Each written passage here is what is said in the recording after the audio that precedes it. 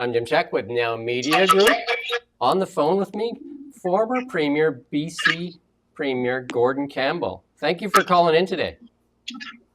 Hi, great to talk to We you. did a press release, we got it out today, that you've come out and formally endorsed Tracy Gray.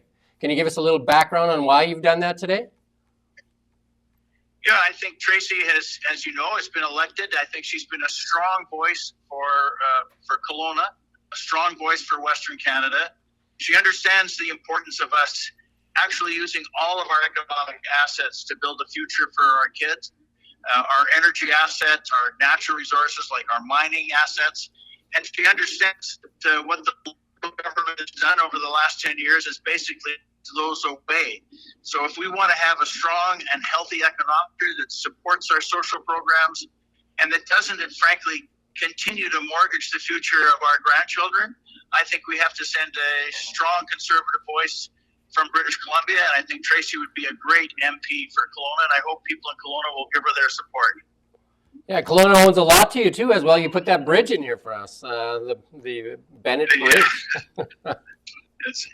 Well, the W.R. Bennett Bridge was a great one. It was done on budget, on time, and I know that people in Kelowna loved it. One of my favorite events was the opening of the bridge with former Premier Bill Bennett, who just sparkled that day. It was a spectacular day for me, but it was most importantly spectacular because Bill Bennett just loved it, and I was glad that we could do that. I'm actually proud that we named it after him. He deserved it after all he did for British Columbia.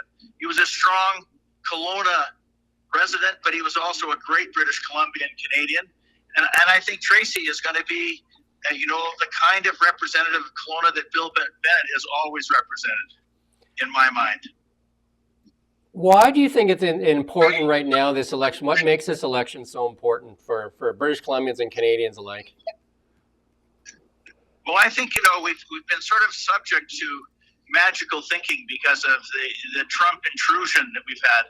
And honestly, we have to look at the last 10 years of federal Liberal government. We have the same team that are asking for support again. I think it's important to hold governments to account. This is a government that has sunk us into debt, that's added 43,000 people to the federal workforce without adding any additional benefits.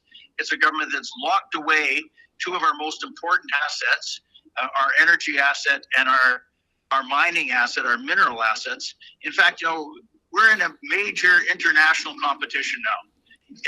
Canada can win that competition, but it's like sending our Team Canada, our hockey team out and saying, well, we're going to put Connor McDavid and Mitch Marner and Nate McKinnon on the sidelines for the entire game. That's what we've done to our energy industry. It's what the Liberals have done to our mining industry. They've overwhelmed it with regulation. And frankly, now that Mark Carney has told everybody that he's going to keep C-69, he's basically saying we're going to lock away our energy resources for the future. And what happens then is our young people pay the price. We're not going to have as vibrant an economy. We're not going to have as many opportunities. And we're going to have much more debt and higher taxes. Yeah, that hockey analogy is so very true. It's like we've got our superstars benched and we're playing junior B players, and they may be superstars in the future, but right now they're more junior B players in solar and all the green stuff. But right now our superstars are not getting on the ice. My grandparents worked hard to make their quality of life, to build on the support for me and my kids now and my grandkids. I think we should do the same thing for our grandkids. All of our grandkids deserve the same opportunities that we have. After 10 years of federal Liberal government, most young people are saying to themselves today, I can't afford a house. I thought I could afford a house when I was in my 20s. We can get back to that, but we can't with this kind of overregulation, constantly borrowing money, constantly growing government, and constantly growing.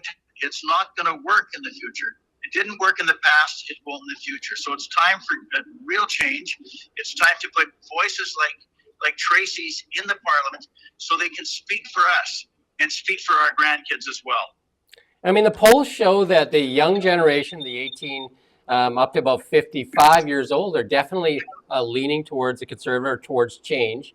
And it's the gray hair people like you and I that are that are kind of like leaning towards liberal. What do you make of that? Because that seems to be a flip, because in the past it would be the older people supporting conservatives, and now it seems to have flipped.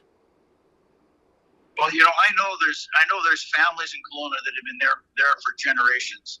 They're like me. I'm no longer a young person. I used to be a young person. Now I'm not. I'm an older person, right? I've lived for 3/4 of a century so far. And every year government has grown. The burden of government has grown. And we need someone to say, hold it. We've been taken care of. Let's take care of our kids now. Just when you go to the polls, think about your grandkids. Think about the future that we're giving to them. Our healthcare is deteriorating. Our housing is unaffordable. Our economy is one of the worst in the OECD. Those are the results. Those are the facts of 10 years of federal Liberal government. We have to change that. We have to hold them to account.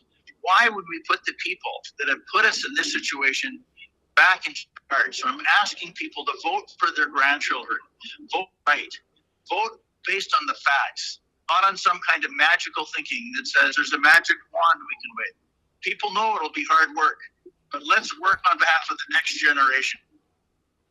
Last question for you, Gordon, and thank you for your time today. Is one of the strengths that Mark Carney has kind of preyed on is to drive kind of more of a fear campaign by invoking the name Trump all the time. How do you think Pierre Poilievre can handle Trump versus Mark Carney? I think one of the things that's been most... Sorry, I'm losing you there. Hello? He is on the road, so I'm not sure if we're going to catch him. Sorry, I lost that, Yota. I lost you there when you started talking. I think Pierre Poilievre is a man of his word. He will stand up for Canada. He will strengthen Canada by liberating our energy and our natural resources. He will strengthen Canada by giving young people hope and opportunity in the future. We can't continue to borrow our way out of the future. Anyone that thought that Mark Carney was going to be the Paul Martin of the 21st century is sadly disappointed after looking at the Liberal policy platform that they put out, which is more tax and more dependence on the United States. I do thank you for your time, Mr. Campbell, and thank you for your service to our province as well. Well, thank you very much. I appreciate you taking the time to call. Talk to you soon. All right, thank you very much. And thank you for watching Now. Bye-bye. We don't just report the news. We live here too. We're your neighbors, bringing you stories that matter to all of us. No government funding, no outside influence. Kelowna Now, local, independent.